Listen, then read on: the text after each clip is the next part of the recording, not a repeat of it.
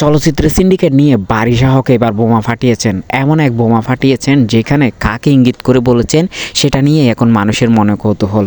অপু বিশ্বাস নাকি বুবলি, এমনটা ইঙ্গিত পাওয়া যাচ্ছে অনেকটা। তবে তিনি কাকে উদ্দেশ্য করে বলেছেন সেটি পরে জানবো। আগে জেনে আসি তিনি কি বলেছেন। তিনি লিখেছেন, প্রত্যেকটা সেক্টরে একটা বাজে সিন্ডিকেট থাকে, সবাই মিলে গ্রুপিং করে শক্ত কাউকে তার দুর্বল মুহূর্তে একসাথে আক্রমণ। একটা মানুষ সরানোই তাদের কাজ, একটা মানুষকে সরানোই তাদের কাজ। এভাবে খালি মাঠে গেউ গেউ করে কুকুরও নিজেকে সিংহ ভাবলে অবাক হইয়েন না। আমরা জানি বাংলা চলচ্চিত্র বড় একটা সিন্ডিকেট কাজ করছে, যাদের কারণে অনেক নায়ক নায়িকার যারা নবাগত বিশেষ করে তাদের কেরিয়ার সঠিকভাবে গড়ে উঠতে পারছে না।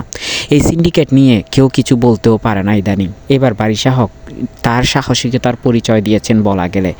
আমরা জানি না কাকে উদ্দেশ্য করে বলেছেন, কিন্তু সম্প্রতি বারিশা হকের সাথে অপু বিশ্বাসের একটা যে গ্যাপ তৈরি হয়েছে তা আমরা জানি। অন্যদিকে এই গ্যাপে সেই শূন্যস্থান পূরণ করেছে বুবলি। বুবলির সাথে বারিশা হক এবং অন্যদিকে গৌতম সাহার কাজ বেশ প্রশংসা পাচ্ছে এবং বেশ আলোড়ন সৃষ্টি করেছে তারা, এক প্রকার বলতে গেলে তারা এখন ট্রেন্ডিংয়ে রয়েছে। এই মুহূর্তে বারিশা হকের এমন পোস্ট, তাই অনেকেই মনে করছে অপু বিশ্বাসকে ইঙ্গিত করেই হয়তো এমন পোস্ট দিতে পারেন। তবে তা সম্পূর্ণ তাদের মনের ব্যক্তিগত বিষয়, কিন্তু বারিশা হক এখানে কাউকে উদ্দেশ্য করে কিছু বলেননি এবং কারো নাম স্পেসিফিকভাবে কারো নাম নেন নাই, কিন্তু সিন্ডিকেটের কথা উল্লেখ করেছেন তিনি।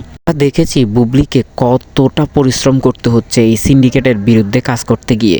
আমরা দেখতেছি বুবলি রাত দিন বিভিন্ন ষড়যন্ত্রের শিকার হচ্ছে। বুবলিকে থামিয়ে দেওয়ার জন্য বিভিন্নভাবে বিভিন্ন কুচক্র কাজ করছে। বিশেষ করে বুবলির ক্ষেত্রে এটা বেশি হচ্ছে আমরা দেখতে পাচ্ছি। কিন্তু শুধু বুবলি নয়, আফরান নিশো থেকে শুরু করে আরও অনেক নায়কও এই ধরনের সিন্ডিকেটের কবলে পড়েছে। চলচ্চিত্রের সিন্ডিকেট এমন একটা খারাপ অবস্থা, তরুণদেরকে নবাগতদেরকে উঠতে দিচ্ছে না এবং যারা রাজত্ব করছে তারাই রাজত্ব করে যেতে চাইতেছে, এমন একটা শ্রেণী তৈরি করেছে। তাদেরকে নিয়ে কিছু বললেই বিভিন্ন ধরনের আক্রমণাত্মক কাজ করে বসে তাদের বক্তরা। শুধু তাই নয়, ফেস থেকে শুরু করে বিভিন্ন চ্যানেল, এগুলোতে তারা যাতে রিচ ডাউন হয়ে যায় সেই কাজও করে। তাই এগুলো নিয়ে কেউ বলতে পারে না, বরং সারাদিন তাদের নাম জপতে হয়।